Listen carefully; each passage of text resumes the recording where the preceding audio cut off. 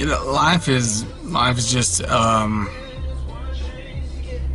life is made up of many routines.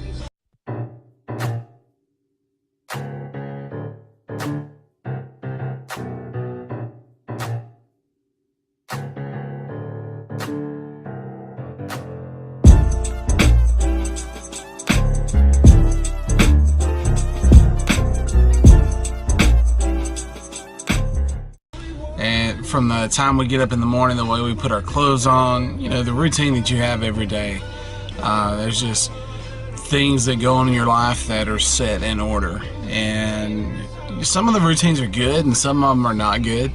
But my Thursday routine has quickly become one of my favorite things.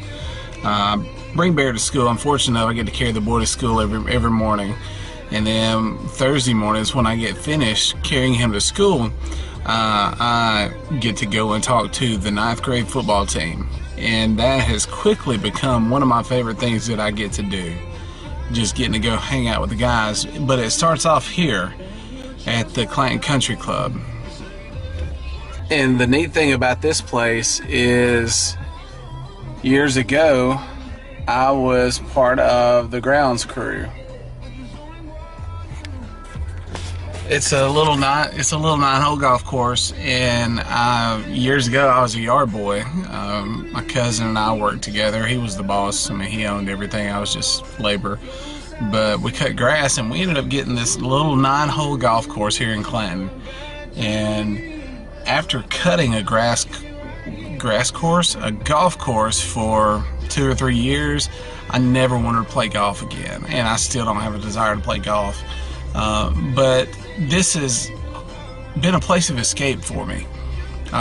When I used to cut grass, you would come here on Thursday mornings about 4:30 in the morning, and you start getting the equipment ready, and by 5 o'clock you were cutting grass, because we would cut the whole course and all the grass around on Thursday and get it ready for the weekend. And it was long, hard days. We'd start about 5 in the morning and finish about 9 at night.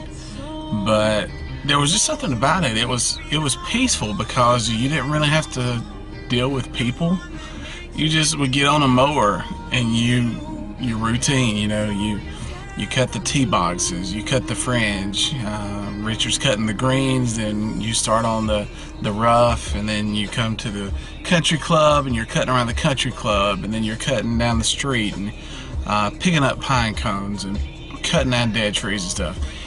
It was just, there was something freeing about it. And every Thursday morning my day starts here after I drop Barrett off, and it gives me a time to collect my thoughts about what I'm going to speak to the students about.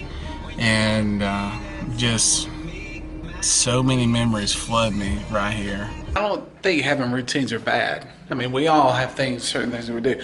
Walking down the steps, you start with your right or your left foot, and it's just a routine. It's something that you've done. It's just kind of the way it starts. Every time I get to a staircase, my first step down is my right foot. So routines aren't bad. Last night I went to a soccer game. Went to a softball game and watched the girls pitch. And there was a routine to the way she pitched. Every time before she threw, she went through certain motions. When it was time for them to bat, there were certain things that they would do. So routines are just part of life. But I would say that there are some things that you don't really need to be in the routine of doing. And, telling someone that you love them, that doesn't need to just be a routine thing. Now, there are things that we say that are routine all the time. In Chilton County, where we're from, if somebody sees you, usually it's going to be, "What's up?" Or "Hey," and that's just routine. If somebody says "Hey," you go "Hey." If somebody says "How you doing?" 9 times out of 10 you're gonna go, "Oh, I'm good. How are you?" So it's just that's a routine thing. And you do come into the occasion one person where you say "Hey," and they go "Hi," and you realize you're not from around here, or you ask, "Gotta go. It's a phone call." So it's routine. Hello. But saying I love you, that's one of the things that you don't need to just offhandedly say. It needs to be something that you genuinely mean, you genuinely feel for someone. And a lot of times that just becomes a routine where you just say, I love you. So love is more than just something you say in routine. Another thing that we talk about as a youth minister, talk about folks getting in the habit or the routine of coming to church. And there are certain parts of coming to church, living the life of a Christian that are routine. One of the things that we talk about a good bit is if you start making the right decisions as a teenager, making right choices become part of who you are. And our routines are really nothing more than that. It's just something that becomes part of what we are. But there are parts of being a follower of Christ that should not be routine. We talk about having a quiet time where you sit down and you break open the Word of God and you study it. You don't just do a magic grab and find a verse and go, okay, I've done it. That's what's routine. When you just do it because, let me do it real quick and you get it over with, you're not really searching for God. You're not really seeking to hear what He's got to say to you. And so that's one of the things that we talk about a great deal is that time doesn't need to be routine. Your time of worship doesn't need to be routine. You know, we're in a church where you stand up and sing a song and you have a seat. You stand up and sing a song and you have a seat. They pass an offering plate.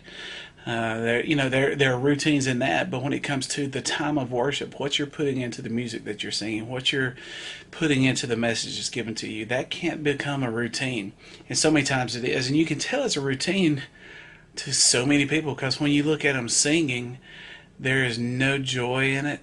There's just, and that's just a routine. I stand up and I sing. You know, it's not really part of what we desire. So the routine of life is part of life, but there's certain areas that doesn't need to be a routine. And love falls into the church thing. If you truly love God, you're not going to allow your time with Him to be a routine. It's going to be something that you genuinely put effort into. So don't just get stuck in a routine.